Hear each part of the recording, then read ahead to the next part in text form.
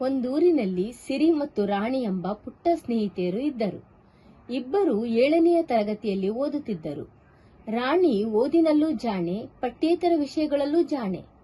ಆದರೆ ಸಿರಿ ಇವೆರಡರಲ್ಲೂ ಸಾಧಾರಣದವಳೇ ಆಗಿದ್ದಳು. ಯಾವ ಸ್ಪರ್ಧೆಗಳೇ ಇರಲಿ ರಾಣಿಗೆ ಬಹುಮಾನಗಳು ಒಲಿದು ಬರುತ್ತಿದ್ದವು. ಆದರೆ ಸಿರಿ ಎಷ್ಟೇ ಪ್ರಯತ್ನಿಸಿದರೂ ಅವಳಿಂದ ಸಾಧ್ಯವಾಗುತ್ತಿರಲಿಲ್ಲ.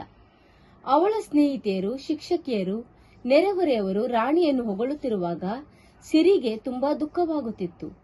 ಆ ನೋವನ್ನು ಹೊರಗೆ ತೋರಿಸಿಕೊಳ್ಳದೆ ಒಳಗೊಳಗೆ ನುಂಗಿಕೊಂಡು ಇರುತ್ತಿದ್ದಳು.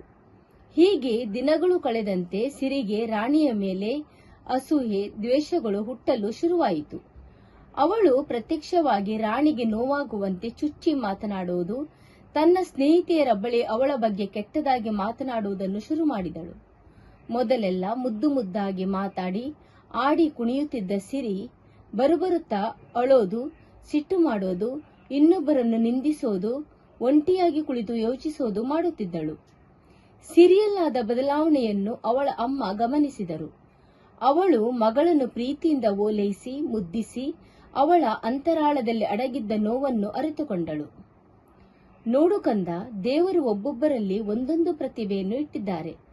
ಅವರಂತೆ ನೀನಾಗಲಿಲ್ಲವೆಂದು ಕೊರಗಬಾರದು. ನಿನ್ನಲ್ಲಿರುವ ಸಾಮರ್ಥ್ಯ ಏನೆಂದು ಕಂಡುಹಿಡಿದು ಅದರ ಮೂಲಕ ನಿನ್ನ ನೆಮ್ಮದಿಯನ್ನು ಕಂಡುಕೋ ಎಂದಳು. ಅದನ್ನೇ ಯೋಚಿಸಿದೆ ಅಮ್ಮ, ತುಂಬಾ ಪ್ರಯತ್ನಿಸಿದೆ ಕೂಡ. ಆದರೆ ನನ್ನಿಂದ ಏನು ಮಾಡಲು ಸಾಧ್ಯವಾಗ್ತಾ ಇಲ್ಲ ಎಂದು ಬಿಕ್ಕಿ ಬಿಕ್ಕಿ ಅತ್ತಳು.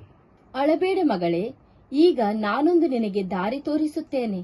ನಾನು ಹೇಳಿದಂತೆ ನೀನು ಕೇಳಿದರೆ ಎಲ್ಲರಿಗಿಂತಲೂ ಹಿರಿಯದಾದ ಪಟ್ಟ ನಿನಗೆ ದೊರೆಯುತ್ತದೆ. ಇದು ತುಂಬಾ ಸುಲಭ. ಆದರೆ ಇದನ್ನು ಸಾಧಿಸಲು ನಿನ್ನಲ್ಲಿ ಪರಿಶುದ್ಧ ಮನಸ್ಸಿರಬೇಕು ಅಷ್ಟೇ ಎಂದಳು. ತಾಯಿಯ ಮಾತು ಕೇಳಿ ಸಿರಿಯ ಮುಖ ಅರಳಿತು. ಆಸೆಯಿಂದ ತಾಯಿಯ ಮುಖವನ್ನೇ ದಿಟ್ಟಿಸಿ ನೋಡಿದಳು. ಸಿರಿಯ ಅಮ್ಮ, 1 ನಿಮಿಷ ಇಲ್ಲೇ ಕೂತಿರು ಎಂದು ಪಕ್ಕದ ಅಂಗಡಿಗೆ ಹೋಗಿ ಚಾಕ್ಲೇಟ್ಗಳ ಚಿಕ್ಕ ಪೊಟ್ಟಣವೊಂದನ್ನು ತಂದು ಮಗಳ ಕೈಯಲ್ಲಿ ಇರಿಸಿದಳು.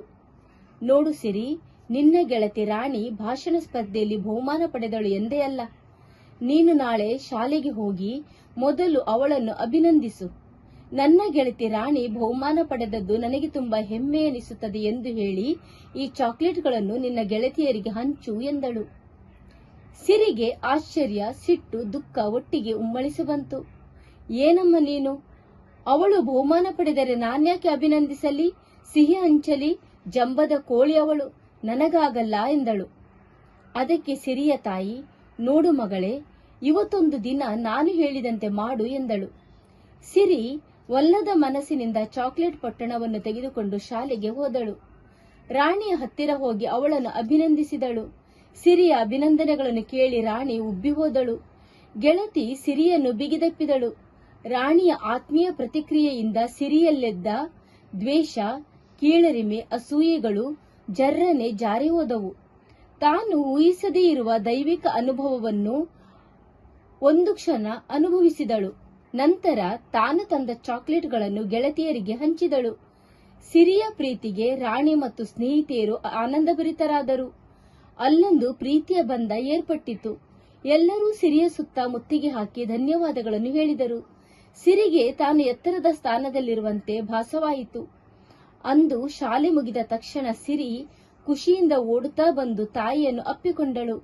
ಧನ್ಯತೆಯ ಭಾವ ಅವಳ ಮುಖದಲ್ಲಿತ್ತು. ಅವಳು ಶಾಲೆಯಲ್ಲಿ ನಡೆದ ಸಂಗತಿಗಳನ್ನು ಸಂತೋಷದಿಂದ ಹೇಳಿಕೊಳ್ಳುತ್ತಿರುವಾಗ ಅವಳ ತಾಯಿ ಅದನ್ನು ಮನಸಾರೆ ಸವಿದಳು. ನೋಡು ಮಗಳೇ, ಸಾಧಿಸುವುದು ಎಷ್ಟು ಮುಖ್ಯವೋ ಸಾಧಿಸುವಂತೆ ಪ್ರೇರೇಪಿಸುವುದು ಅದಕ್ಕಿಂತ ಮುಖ್ಯ. ಅಂತಹ ಗುಣವನ್ನು ದೇವರು ಎಲ್ಲರಲ್ಲೂ ಇಟ್ಟಿದ್ದಾರೆ. ಆದರೆ ಹೆಚ್ಚಿನವರಿಗೆ ಇದರಲ್ಲಿ ಆಸಕ್ತಿ ಇರುವುದಿಲ್ಲ. ಆದರೆ ಇಂದಿನಿಂದ ನೀನು ಈ ಗುಣವನ್ನು ರೂಢಿಸಿಕೊ. ಬೇರೆಯವರ ಯಶಸ್ಸು ಕಂಡಾಗ ಗೌರವಿಸು, ಪ್ರೋತ್ಸಾಹಿಸು, ಕೈಯಲ್ಲಾದ ಸಹಾಯ ಮಾಡು. ಆಗ ನಿನಗೆ ಎಲ್ಲರಿಗಿಂತಲೂ ಹಿರಿಯದಾದ ಪಟ್ಟ ದೊರೆಯುವುದು ಎಂದಳು.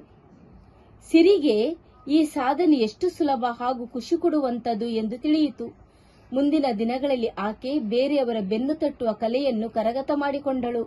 ಇದರಿಂದ ಅನೇಕರು ಅವಳಿಗೆ ಆಪ್ತರಾದರು. ಸಾಧಕರ ಜೊತೆಗೆ ಇವಳು ಗುರುತಿಸಲ್ಪಟ್ಟಳು. ಮುಂದೆ ಎಂದೆಂದಿಗೂ ಹಿರಿಯದಾದ ಪಟ್ಟ ಇವಳದೇ ಆಯಿತು. ಈ ವಿಡಿಯೋ ನಿಮಗೆ ಇಷ್ಟವಾದಲ್ಲಿ ಮತ್ತು ಇನ್ನಷ್ಟು ವಿಡಿಯೋಗಳನ್ನು ನೋಡಲು ಇಚ್ಛಿಸುತ್ತಿದ್ದಲ್ಲಿ ದಯವಿಟ್ಟು ಚಾನೆಲ್ಗೆ ಸಬ್ಸ್ಕ್ರೈಬ್ ಮಾಡಿ, ಬೆಲ್ ಐಕಾನ್ ಒತ್ತಿ ಮತ್ತು ಬೆಂಬಲ ಸೂಚಿಸಲು ಲೈಕ್ ಮಾಡಿ. ಧನ್ಯವಾದಗಳು.